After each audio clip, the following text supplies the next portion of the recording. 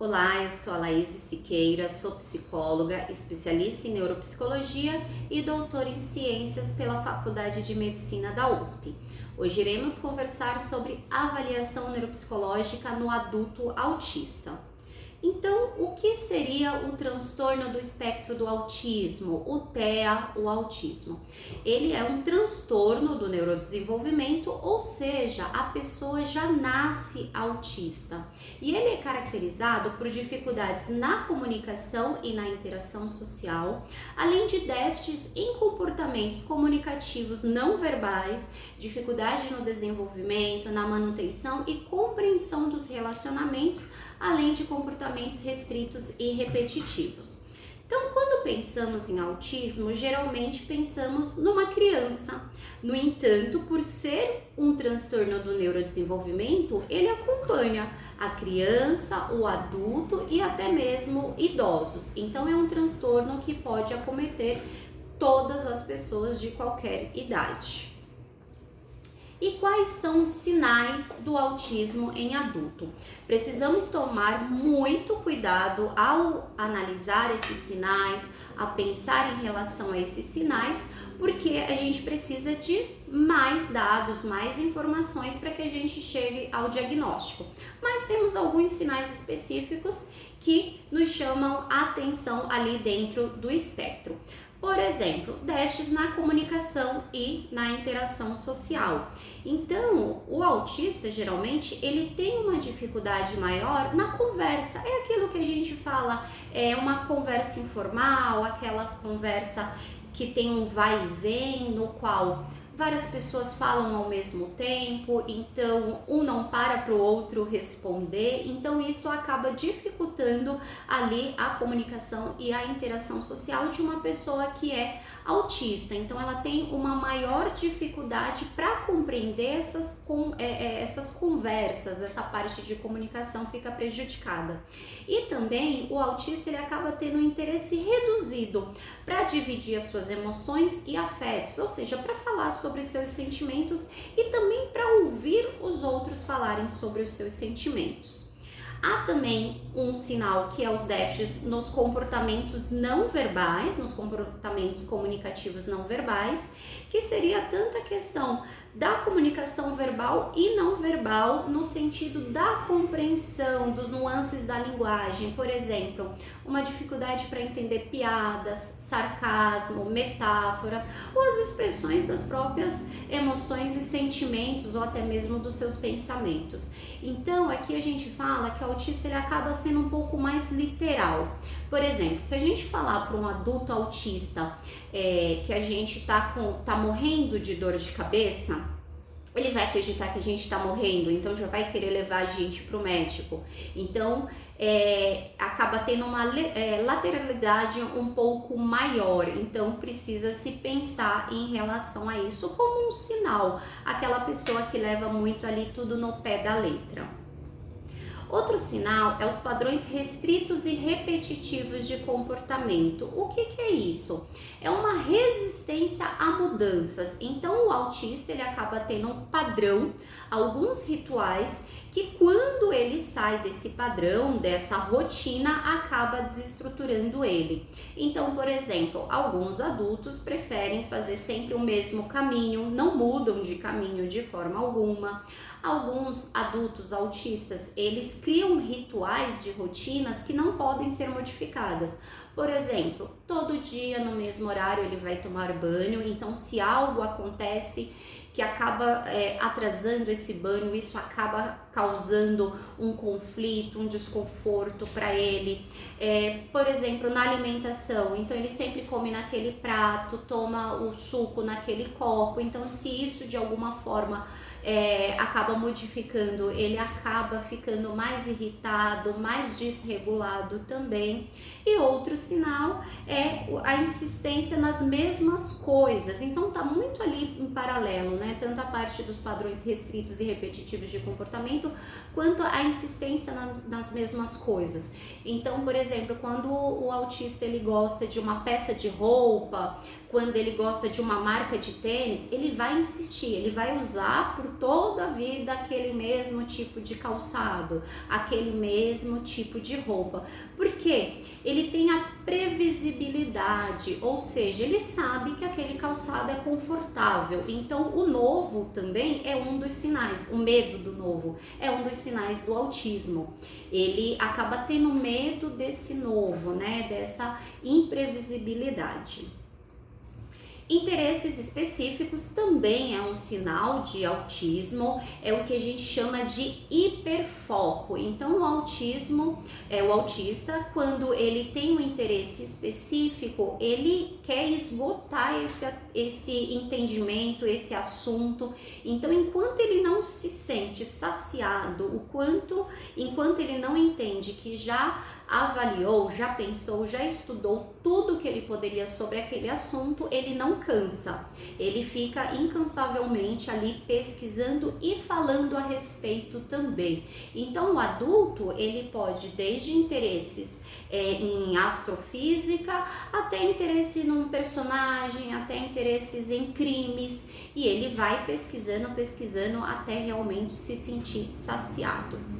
Outro sinal é o que a gente chama de hiper ou hiporreatividade a estímulos sensoriais, ou seja, uma hipersensibilidade, seja auditiva, por exemplo, incômodo com alguns sons de conversas, som de televisão, mesmo que não esteja muito alto, que esteja em paralelo, então a televisão com outras pessoas falando, ou alguns sons que às vezes são até imperceptíveis para outras pessoas, por exemplo, o celular carregando, então o carregador faz um mínimo barulho, mas isso incomoda, atrapalha o autista.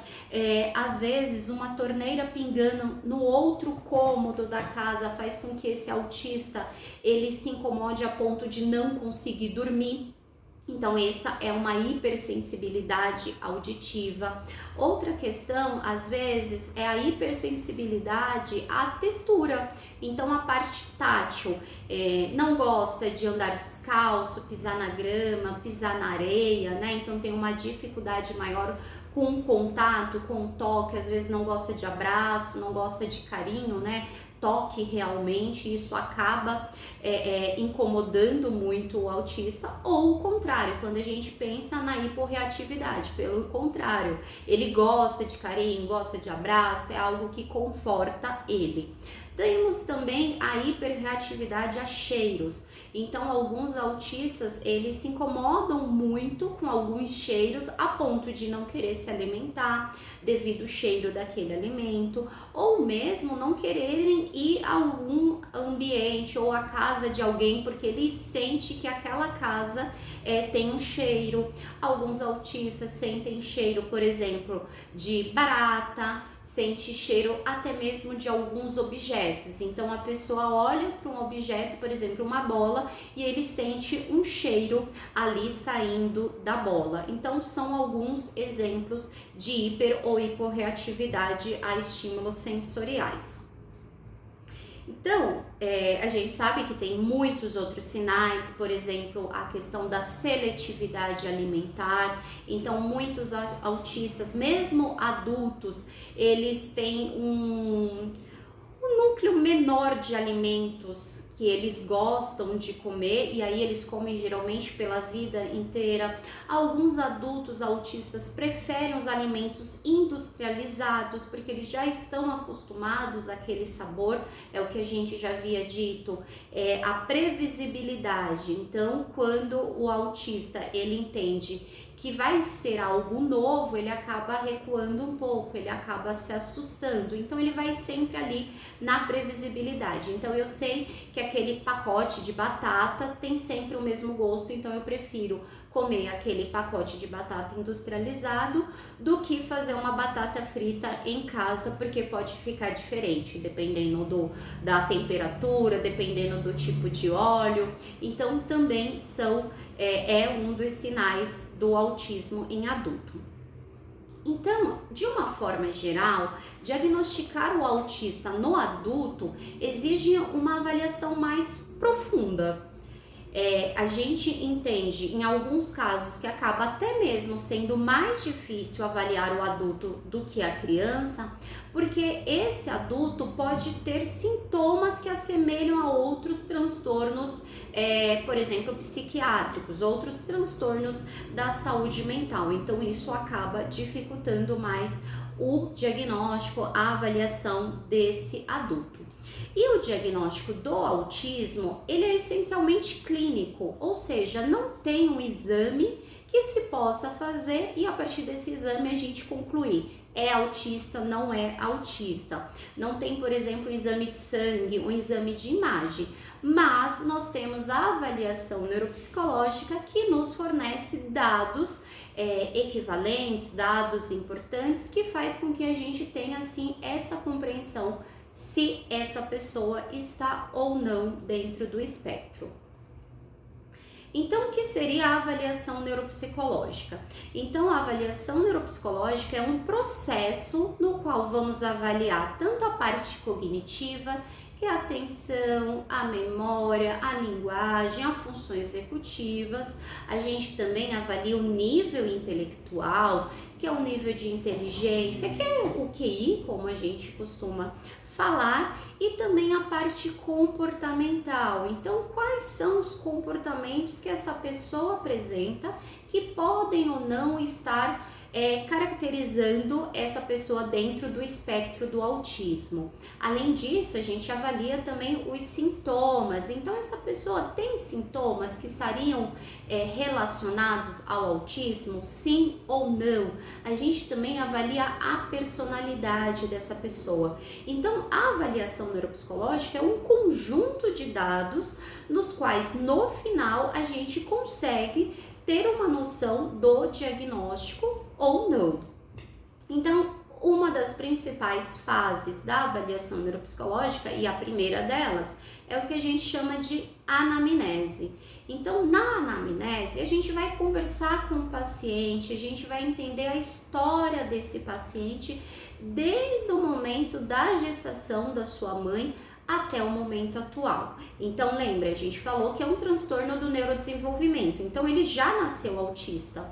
Então, ele tem que apresentar sintomas e comportamentos do espectro desde o momento que ele nasceu. Então, as principais perguntas ou as perguntas iniciais, a gente precisa saber que essa criança, esse adulto, quando era criança, ele teve um atraso no desenvolvimento?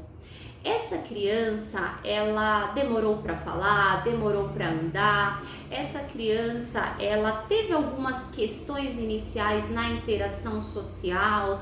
Ela era considerada mais tímida. Como que era nessa fase inicial? Teve dificuldade na escola. Depois, quando a gente pensa ali no ensino médio, na adolescência, foi considerado como uma criança estranha, esquisita, tinha alguns trejeitos, tinha poucos amigos. Tudo isso precisa ser investigado, porque a partir dessas características em sintomas a gente vai vendo se está dentro do espectro ou não. E aí a gente chega na parte atual, o que fez com que essa pessoa procurasse avaliação?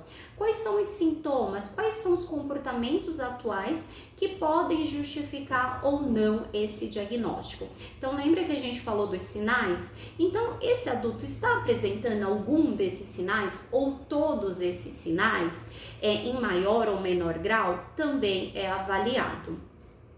Além da anamnese, na avaliação neuropsicológica, nós temos o uso de escalas padronizadas. As escalas padronizadas são testes no qual a gente busca entender se essa pessoa apresenta ou não alguns sintomas ou alguns comportamentos relacionados ao espectro do autismo. Ou seja, a gente vai entender se essa pessoa está apresentando ou não alguns sintomas e qual o nível, por exemplo, desses sintomas. Então, por exemplo, a partir de algumas escalas, a gente consegue ver a percepção social, a comunicação social, a interação social, padrões restritos e repetitivos de comportamento. Então a gente vai abordando a partir de perguntas e sabendo qual a frequência que essa pessoa apresenta ou não esses comportamentos. Então no final, já que é uma escala padronizada, a gente consegue fazer uma comparação com um grupo de pessoas para saber ele está dentro do que é esperado para o diagnóstico de autismo, ele estaria ali com sintomas no nível moderado, no nível severo, então a gente também consegue ter essa percepção. Além disso, essas escalas, elas também nos auxiliam a pensar em outros diagnósticos, a pensar nas comorbidades que geralmente são comuns também no autismo. Por exemplo, a gente consegue ver se esse autista tem um déficit de atenção, se ele tem hiperatividade, se ele tem impulsividade e até mesmo sintomas depressivos, sintomas ansiosos. Então, essas escalas também nos ajudam nesse sentido. Temos também a utilização dos testes, então a partir dos testes, como eu havia dito, a gente vai avaliar a atenção, a memória, a linguagem, as funções executivas. Então, para ver de uma forma geral como que está a cognição dessa pessoa, também o nível intelectual e também para entender se tem outras comorbidades. Então, a partir do momento que a gente utiliza os testes para avaliar, por exemplo, a atenção, a gente vai conseguir, a partir também da história dessa pessoa, mensurar se ele teria ou não um déficit de atenção e se ele estaria também no transtorno do déficit de atenção e hiperatividade. Além dos testes, nós temos também o contato com outros profissionais. Então, essa pessoa já fez terapia, essa pessoa já foi no psiquiatra, né? Então, ela teve outros acompanhamentos na infância, agora na fase adulta. Então, a gente conversa, entra em contato com o psicólogo. O que você acha? Quais são as características que poderiam realmente condizer ao diagnóstico do autismo? Então, a gente consegue também ter essa análise do colega de profissão ou de outras profissões, por exemplo, o fonoaudiólogo, né, o psiquiatra, o neurologista também. 2 instrumentos extremamente importantes na avaliação do adulto para verificar se ele está dentro do espectro ou não são os manuais médicos. Então temos aqui o DSM-5-TR, que é a 5ª edição do DSM-5, que é um texto revisado, e temos também o CID-10 já com a atualização do CID-11, para avaliar os critérios diagnósticos. Então, dentro dos manuais, a gente consegue ver exatamente quais são os sintomas necessários para se considerar ou não um diagnóstico. Então, eu já havia falado os critérios A e B, que são todos aqueles sinais, e temos, além daqueles critérios, o critério C, que significa o quê? Que os sintomas devem estar presentes no período inicial do desenvolvimento. Então, o que acontece? De novo, a pessoa precisa nascer autista. Não tem como o adulto não ter apresentado nenhum sintoma ali no momento do desenvolvimento ou da adolescência e se tornar adulto e falar, não, agora eu sou autista. Então ele teve um desenvolvimento dentro do esperado, no sentido da comunicação, no sentido da interação social, não apresentou nenhum comportamento restrito, repetitivo, e hoje ele está com algumas questões que sim podem parecer com autismo, mas que não justificam porque ele não nasceu autista. Então a gente consideraria ali alguns comportamentos dentro do espectro, mas não que ele seria autista. Os sintomas, eles precisam causar prejuízo clinicamente significativos. Ou seja, ele tem que trazer um prejuízo, seja social, seja emocional, seja no trabalho. Então, todos aqueles sinais, todos aqueles sintomas e comportamentos que a gente falou, de alguma forma tem que interferir no dia a dia dele, seja no ambiente familiar, seja no relacionamento conjugal, seja no trabalho, seja na amizade. Então, ele tem que ter conflitos, isso tem que de alguma forma trazer um sofrimento para ele, para que a gente considere que está dentro do espectro do autismo. E por fim, que é o critério E, esses distúrbios, eles não são mais explicados por transtornos do desenvolvimento intelectual, ou seja, uma deficiência intelectual, um atraso global do desenvolvimento, e também não pode ser justificado por outros transtornos, por exemplo, o transtorno depressivo ou o transtorno de ansiedade. Então, a gente não utiliza somente os manuais, como eu havia dito, a gente precisa entender a história dessa pessoa, mas é a partir deles que a gente consegue entender se esse adulto, se essa pessoa está apresentando sintomas e comportamentos suficientes para acreditar que ele esteja dentro do espectro autista.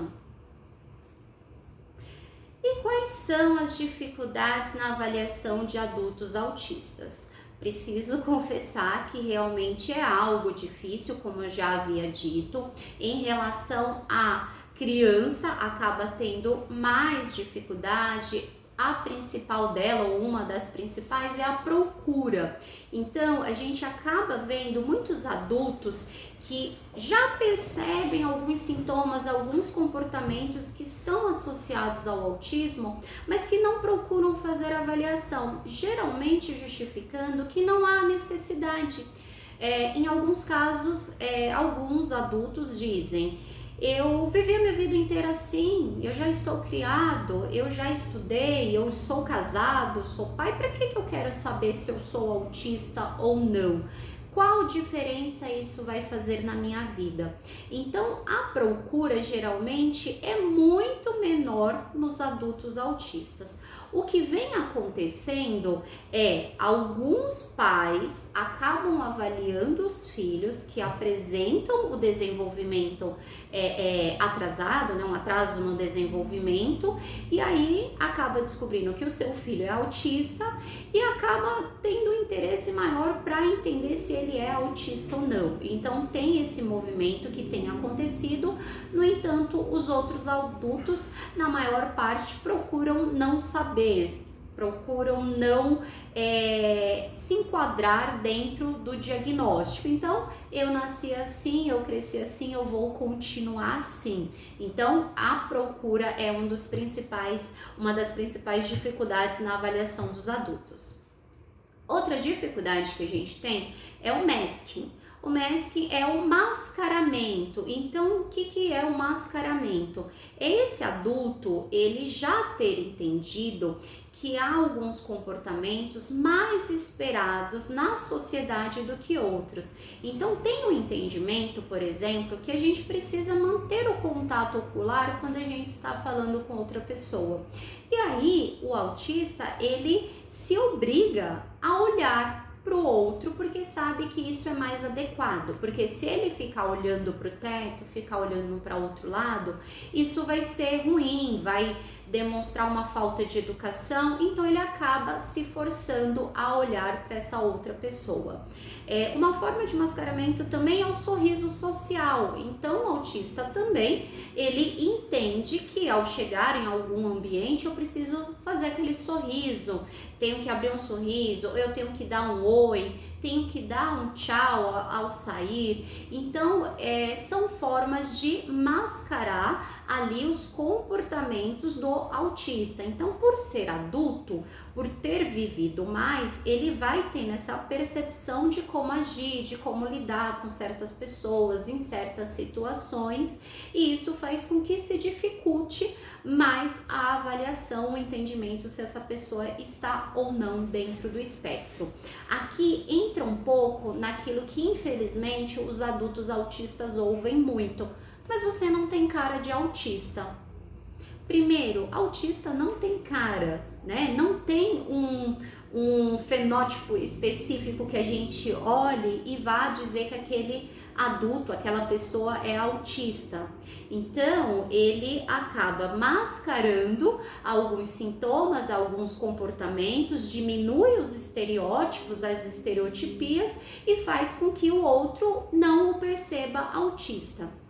E a grande questão no MESC, né, nesse mascaramento, é que isso traz um cansaço muito grande para o autista. Então ele consegue manter o olhar, ele consegue dar aquele sorriso social, ele consegue interagir com a outra pessoa. No entanto, ele fica extremamente cansado, ele chega em casa esgotado, ele chega em casa e ele quer dormir 2, 3 dias seguidos, porque aquela socialzinha fez com que ele esgotasse toda a força que ele tinha, toda a parte de comunicação acaba sendo algo que suga muito ele, que exige muito dele.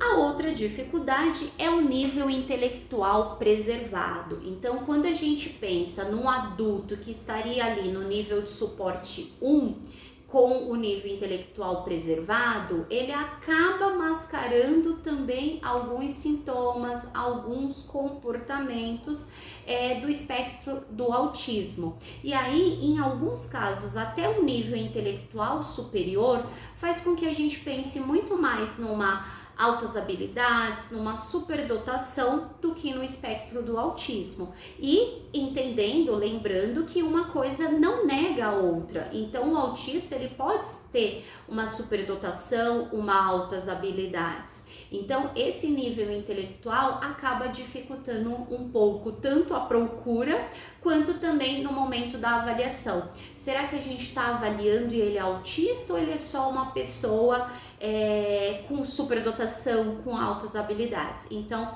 é algo que confunde um pouquinho na avaliação, mas de novo, vendo toda a parte de história, sintomas, comportamentos, a gente acaba minimizando essas diferenças. E por fim, a gente tem também algo que acaba dificultando bastante, que são as comorbidades. O que seriam as comorbidades? É quando a pessoa tem uma depressão, tem um TDAH, tem um transtorno de ansiedade que faz com que a gente acabe confundindo. Será que isso é do autismo? Será que isso é do TDAH? Infelizmente, muitos adultos autistas, eles passaram a vida inteira à procura de um diagnóstico, geralmente passaram a vida inteira tratando um diagnóstico que não era a causa principal. Então, por exemplo, um adulto autista pode fazer um tratamento de muitos anos para depressão, mas além da depressão ele era autista, então estava tratando a depressão e não estava tratando alguns sintomas do autismo. Em alguns casos, essa pessoa ela foi avaliada como uma bipolar, ela foi avaliada com transtorno de esquizofrenia, foi avaliado com outros sintomas, com outros transtornos que não o autismo. Isso fez com que ele tivesse mais sofrimento, tivesse mais prejuízo social e também um cansaço nessa procura incessante de se entender, de saber realmente o que ele tem. Então, as comorbidades é algo que acaba realmente prejudicando, dificultando bastante a avaliação dos adultos autistas. E qual seria a prevalência de autistas no Brasil? Autistas adultos. Então, assim, não temos um dado oficial, mas sabemos pelo CDC, que é o Centro de Controle de Prevenções de Doenças do governo dos Estados Unidos, fez uma pesquisa em 2023 que constou que 1 em cada 36 crianças de 8 anos são autistas lá nos Estados Unidos. E em 2022, a estimativa era de 2,2% de adultos autistas nos Estados Unidos, ou seja, quase 5,5 milhões de autistas. Não temos ainda uma pesquisa aqui no Brasil que a gente tenha essa informação, esse número de uma forma muito clara. No entanto, a partir das estimativas e até mesmo das comparações com os adultos autistas nos Estados Unidos, chegamos a um número aproximado de 4,6 milhões de adultos autistas no Brasil. E é claro que a gente entende que são sem diagnóstico, mas devido à proporção, a gente acredita que seja esse número. Então, tem muitos adultos que agora passaram a descobrir que são autistas, que estão dentro do espectro, mas sabemos também que tem muitas pessoas ainda sem diagnóstico. E aí a gente pensa, diagnóstico para quê? Como eu havia dito, muitos adultos acabam pensando que já estão velhos, que já viveram, que já passaram por tudo que passaram, que já sofreram e que não adiantaria, não teria a necessidade de fazer uma avaliação, de se ter um diagnóstico. No entanto, a gente precisa diminuir esses pensamentos. Pelo contrário, o diagnóstico ele serve para um autoconhecimento, é uma descoberta. É compreender que aquelas reações, que aqueles comportamentos a determinados estímulos fazem parte dele, fazem parte do espectro. Então é se compreender, é avaliar que às vezes não é que eu não amo o outro, é que eu tenho uma dificuldade de demonstrar esse amor. Não é que eu sou grosso, mas essa é a minha forma de falar. Foi assim que eu aprendi a falar com o outro. Então, de uma forma geral, a partir da identificação dos seus sintomas, dos seus comportamentos, dos seus déficits, você pode ou não entender que há a necessidade de mudar algumas coisas, de alterar algumas coisas e que há a justificativa para esses comportamentos, para esses sintomas que por toda a sua vida você imaginou que era por você ser esquisito, por ser diferente. Então é algo que de uma forma geral vem a melhorar a qualidade de vida do outro. Então, além do seu diagnóstico, o outro também passa a ter essa percepção. Então, tá bom, então a minha esposa, ela tem essa sensibilidade auditiva, então não é que ela é chata, né? Não é que ela é esquisita, que ela é diferente, ela é antissocial. Não, é uma característica dela, está dentro do espectro. Então, isso de uma forma geral acaba ajudando a pessoa, acaba ajudando a família, acaba melhorando o desempenho dela no trabalho, porque aí ela também vai encontrando formas de lidar com tudo isso. O outro passa também a procurar formas de lidar e de entender esse comportamento que ele vem apresentando. E aqui eu tenho alguns depoimentos de alguns pacientes que eu avaliei.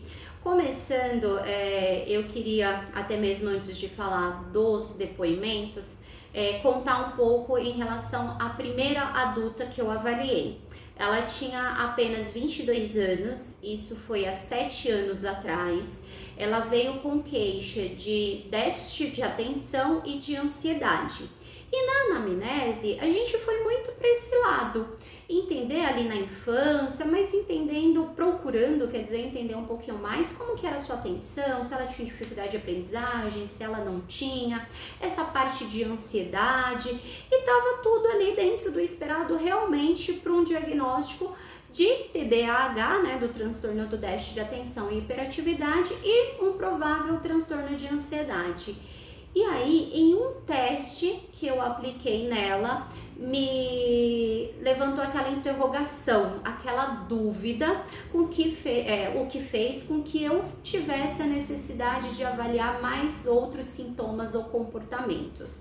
Então, foi um dos testes em que tinha uma pergunta relacionada a meias e pés, e aí ela começou a falar que meias não, que ela não gostava de meia.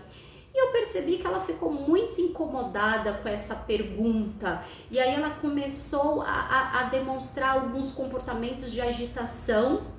E aí eu tive que falar, tudo bem, não precisa falar, a gente partiu para outros testes.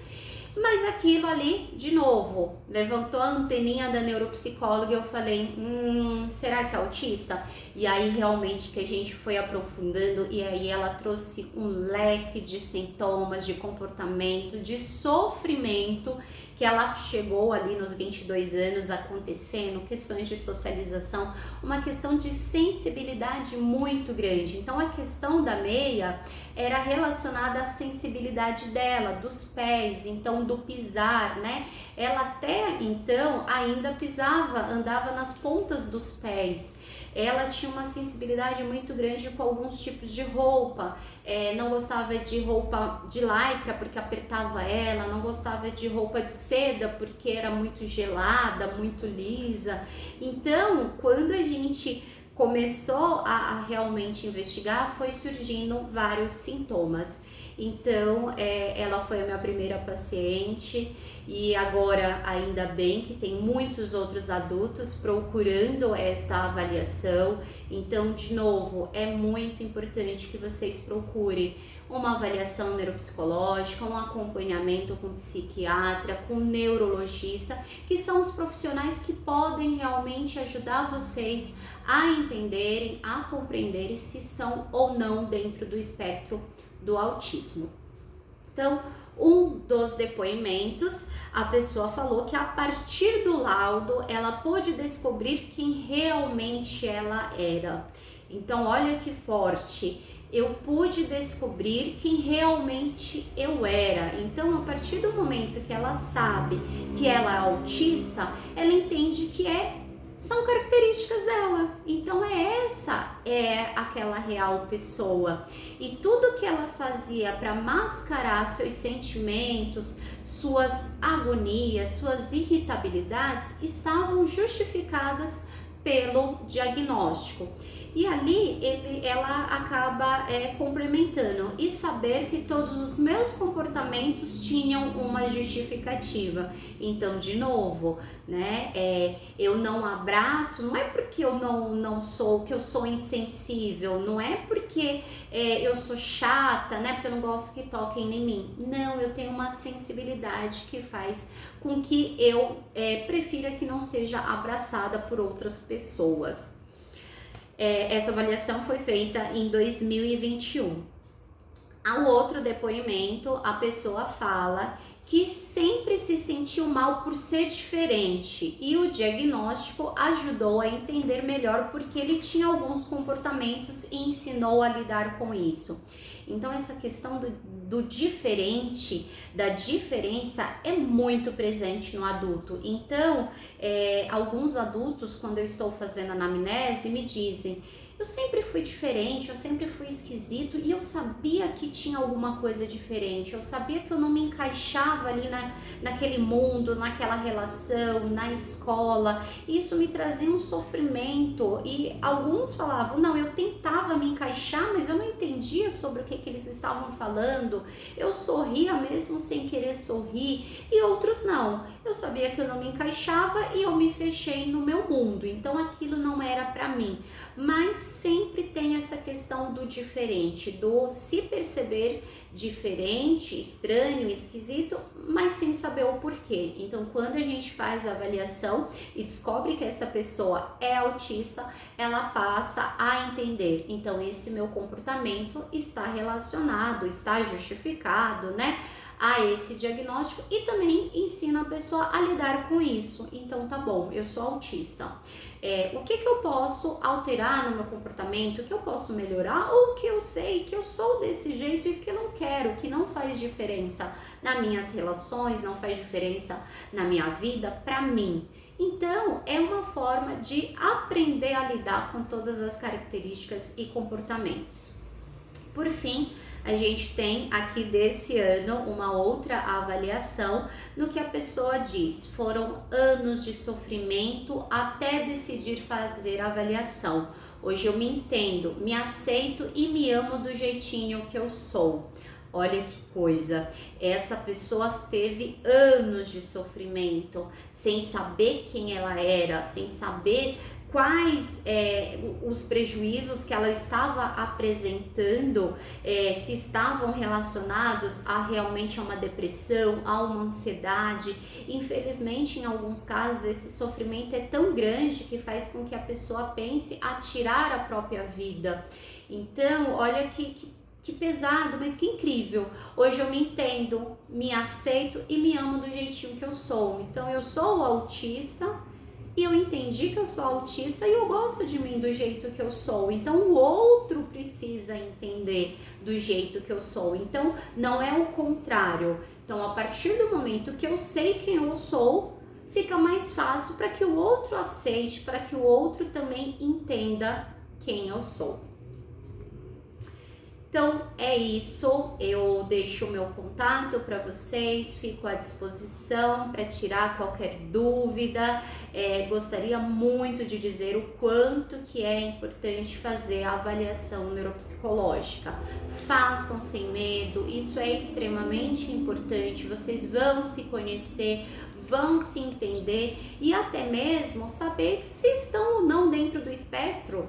Então às vezes tem uma dúvida e que talvez você não esteja dentro do espectro, talvez você não seja autista, só está apresentando alguns sintomas, alguns comportamentos correlacionados, muito parecidos, ou às vezes sim, você é autista, assim como talvez o seu filho, assim como a sua mãe foi, assim como o seu pai é. Então hoje a gente tem essa possibilidade de entender e de avaliar até mesmo às vezes a família inteira. Então isso vem acontecendo bastante e é muito importante que aconteça. Procurem avaliação neuropsicológica, procurem entender se vocês estão ou não dentro do espectro do autismo. É isso, um abraço.